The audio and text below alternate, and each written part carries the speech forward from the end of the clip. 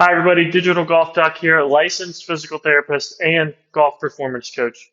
Today, we're going to talk about something important to a lot of you, aging, because aging ain't easy. As you get older, certain different things happen to your body. You start to lose some compliance and capacity of your lungs.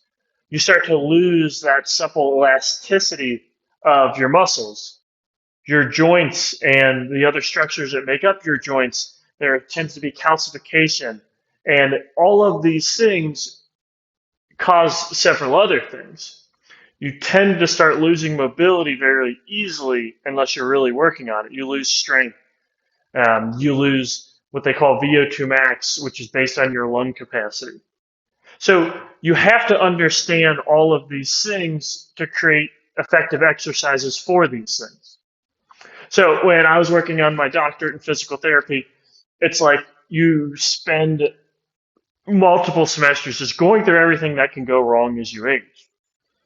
But the important part is you also go over the things that help slow down that aging process. And you learn exercises that are more key than others in combating that aging process.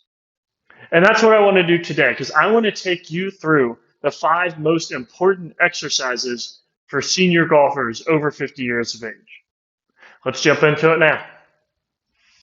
The first exercise we're going to cover is called rotate, bend, breathe. I love this exercise for a million reasons, but it's also really cool how I learned this, because to get the certifications I had to go through Titleist Performance Institute training. I had the fortunate opportunity to meet the founder, Greg Rose, and he's actually the one who taught this exercise to me and several other people. And it takes several of the components, really all of the components of upper back and thoracic mobility, which is something we lose as we age, because a lot of times when you age, you start to get kyphotic, you start to round your upper back, especially if you were sitting at a desk all day.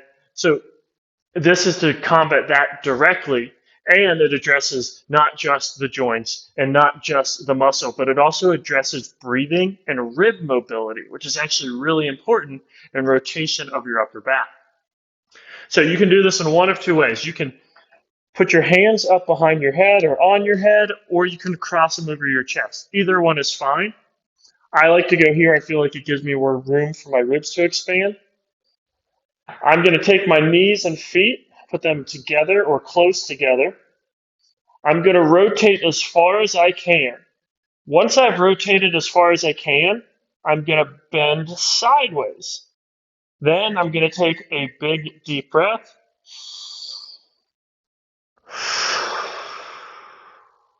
You can take 2 or 3 if you prefer. That should open things up a little bit so you can come out of that bend, further your rotation, bend again, deep breath, or 2 or 3 deep breaths. Come out of the bend, rotate a 3rd time, bend sideways, take a deep breath, or 2 or 3. And you would do that to the other direction. Now, there's some key points here that I want to make sure that you notice. The first is that rotation should not come with any drift. I don't want you to rotate and drift to one side or the other. I want pure rotation around the axis, which is your spine. Then I want purely side bending. I don't want to side bend and shift out this way. So pure rotation, pure side bending. Add the breath, and then we've got the components for rotate, bend, breathe. Probably my favorite exercise, especially for golfers over 50. Exercise 2 is called a book opener. You're going to make your way down to lying on your side. Now, you can do this on the ground. You can throw a mat down. You can do it on your bed if your bed's a little bit more firm. Straight up and down through your torso. You're going to bring your knees up for a 90-degree bend in your hips, a 90-degree bend at your knee, and then you're going to drop your head down. Now, you can lay your arm under your head for some support. You can set a pillow or a foam roller here, whatever is comfortable. Next, we're going to drop an arm out to the front. To begin the movement, we're going to lift that arm over top, roll back as far as we can, And we're going to take a large breath in that position. That exhale should allow you to reach a little bit further. And then you're going to come back over top. Starting the second rep, you're going to rotate open, keeping these knees in contact with one another, keeping them in contact with the ground, opening as far as you can, deep breath, and come back over. Again, the key here, we want to stabilize the knees and hips. Even if it means you can't rotate as far from your upper body, that's okay. You're going to practice this. It's going to improve, and it's going to start, again, opening up that upper back, which is so key in the golf swing. Without it, you cannot make a full turn and complete the swing you need to. For this next exercise, split squats, I want you to be ready to adapt it. So I brought this chair over from the bar, and I'm going to use this to help me find the appropriate level of challenge.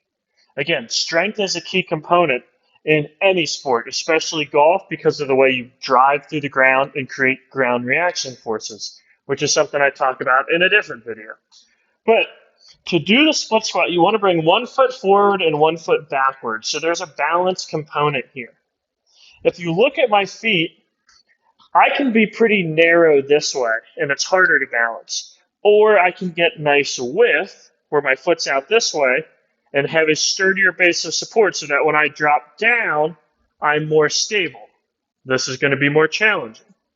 Now, depending how much you've trained your legs, this might be too difficult to do right off the bat, and that's where this comes into play. I'm going to set this here so I can keep a hand out. I can lower down and press back up. I don't have to touch my knee to the ground. It's a great goal to have, but it's not necessary to do this to get all the benefit out of it. You can do this smaller drop. Now, if you can do a little bit more support, you can turn the chair around so it's got more height, and you can drop down. It's perfectly fine that if after this video, you start with squats here. That's a great place to begin, and you can't start at the end. You've got to start where your body allows you to and then improve from there. The only way you can do this wrong is by not starting to do these today, because if you lose that leg strength, golf is going to get really difficult. You won't be able to walk the course. You're going to start losing power and distance off the tee if you haven't already. So again, split squat, chair to support, leg out front. I like the chair opposite the front leg. I can drop down and come back up. And those are split squats. The fourth exercise we're going to do is called a STORK turn. Now this really takes quite a bit of control and mobility from the hips. So I'm going to show you a few different variations. The hardest variation is simply standing on one leg and rotating the hips back and forth. Now, when you rotate, you want to make sure that you're swiveling and turning, not sliding side to side. So it's this motion. We really get the head of that femur spinning in our hip joint, which is exactly what's going to happen in our golf swing. Now, if that's too difficult, we can take it down a step, and we'll take a golf club for support. We'll hold it out in front so we can press through it, and then we still have the ability to twist our hips. If that doesn't quite feel stable enough, now we bring the chair in, or a countertop's a great height as well, and we're going to do our STORK turn with whatever sturdy chair or countertop works for us. So we have 3 variations there. I want you to make your goal to eventually do the last one, but start with whichever one's appropriate. Now, if you have knee pain, this could be a little troublesome, especially if it's a meniscus injury. So if you need an alternative exercise, let me know in the comments, and I'm happy to find one for you. This is the STORK turn. Last and certainly not least is the cat-cow. But my favorite addition is to add some band resistance and tactile feedback to it, because it really improves the quality of the movement. So first, the typical cat-cow, we're going to go on our hands and knees, hands right below our shoulders, knees right below our hips, and we're going to arch the back down as we look up at the ceiling, and we're going to round as we look between our legs. And that's fine. However, a lot of people struggle to control that midsection. So what we can do is we can take a long band, and I can put this band link in the video, this or the description of the video. I'm going to loop it between my thumbs now, and I'm going to go to that same setup position, except now the band is pulling my low back down. So what I want to do is push the band away, which is going to allow me to round, control the band as I come down, push the band away, control the band as I go down. And it sounds simple, but I'm telling you, I've done this with Division I golfers who have difficulty controlling their pelvis and they end up with back pain, back stiffness. And the simple addition of this band really takes this exercise up the next level and delivers exactly what they need. So again, this is the banded cat-cow. Thanks for joining me today. I promise you these are some of the best exercises you can do if you're a golfer over the age of 50. As this video popping up on the screen will tell you, I have the qualifications that mean you can trust the content on this channel. I have a doctorate. I have a bachelor's. I have several certifications. I've worked in a biomechanics lab. All of these things have combined to come out with the knowledge that I'm giving you. So keep that in mind when you go around YouTube looking for different videos and exercises, that you can truly trust the content I'm bringing you. And of course, if you have any questions, please leave a comment to this video. And if you haven't already, like and subscribe, and I'll catch you all next time.